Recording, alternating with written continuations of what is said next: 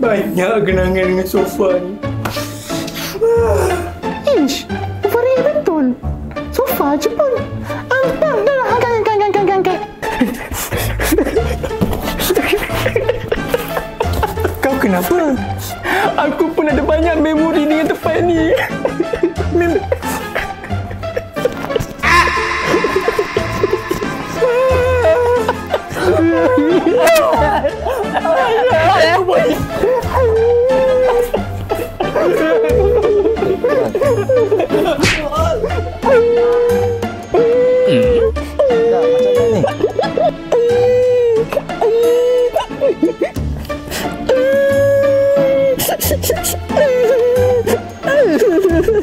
Ini kan WSD.